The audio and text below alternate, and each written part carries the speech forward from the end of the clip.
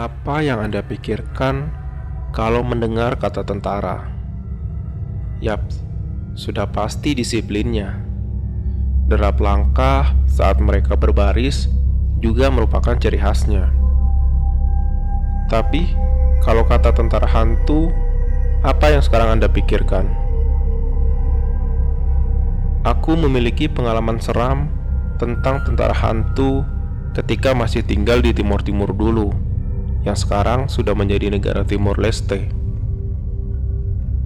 Cerita ini mungkin akan membuat Anda penasaran, karena aku pun hingga saat ini masih bertanya-tanya tentang kejadian mistis itu. Ayahku adalah seorang TNI dan sedang bertugas di Dili, Timor Timur. Dan sebagai pasukan yang siap bertempur kapanpun, kami sekeluarga harus tinggal di sebuah barak bersama keluarga lainnya. Menurut informasi yang aku dapatkan, barak itu dulunya dipakai untuk menyimpan para tawanan dan pasukan yang telah meninggal. Jika dilihat sekilas, tempatnya sangat sejuk dan nyaman karena tinggal dengan banyak keluarga. Namun, semua berubah menjadi mencekam ketika sang mentari telah kehabisan sinarnya. Hampir setiap malam, aku selalu mendengar suara tentara sedang berbaris. Derap langkah kaki mereka terdengar sangat rapi dan teratur. "Mah, itu suara apa?" Aku bertanya pada ibuku.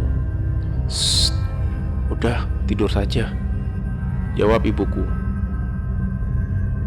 Hampir tiap malam, aku bertanya hal yang sama, dan ibu selalu menjawab dengan jawaban yang sama. Terkadang, suara-suara itu tidak berhenti di situ saja. Ketika sedang terlelap tidur pun, aku selalu terbangun karena kaget. Terdengar suara orang melangkah di atas atap barak, yang kebetulan masih menggunakan atap dari seng.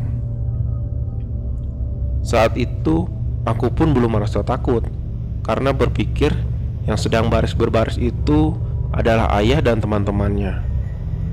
Karena hampir setiap malam, ayah selalu pergi dengan alasan ada tugas malam. Anda pasti tahu kalau hantu itu pandai menakut-nakuti manusia, betul kan? Ketika itu, menjelang tidur malam, aku dan ibu akan bergegas untuk tidur. Aku berbaring sambil berguling-guling di tempat tidur. Ketika itu, ibu aku pergi ke kamar mandi untuk buang air kecil. Aku sendiri berbaring di tempat tidur, menatapi langit-langit barak tempat aku tinggal.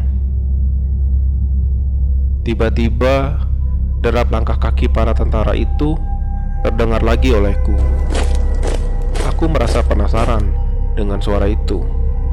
Aku mencoba untuk mengintip dari balik jendela, tapi tidak terlihat ada orang yang sedang berbaris. "Kok nggak ada?" gumamku. Rasa semakin penasaran, aku mencoba untuk keluar. Ketika aku keluar, memang tidak melihat ada orang. Bahkan, keluarga lainnya seperti memenjarakan dirinya di dalam barak. Suasana sangat sepi, dan hanya diterangi oleh beberapa lampu kecil yang berukuran 10 watt.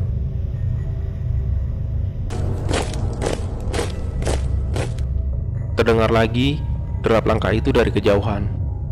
Tampak senyuman di wajahku mendengar suara itu. Aku pun mulai melihat di dalam kegelapan terdapat satu peleton pasukan sedang berjalan menuju barak tempatku. Sebagai anak kecil yang polos, aku tampak senang sekali dan sesekali melompat-lompat sambil melambaikan tangan. Aku senang sekali melihat ayahku dan teman-temannya sedang berjalan menuju tempatku. Semakin lama, pasukan itu semakin tampak jelas. Semakin lama, pasukan itu semakin tampak jelas. Senyuman lebar di wajahku tiba-tiba meleleh dan berganti dengan wajah penuh ketakutan. Pasukan yang aku kira adalah ayahku dalam kegelapan tadi ternyata bukan. Aku melihat jelas pasukan itu menggunakan pakaian loreng khas tentara dan bersenjata lengkap. Namun mereka bukanlah manusia. Sebagian dari mereka ada yang tidak memiliki kepala. Ada yang setengah kepalanya telah hancur.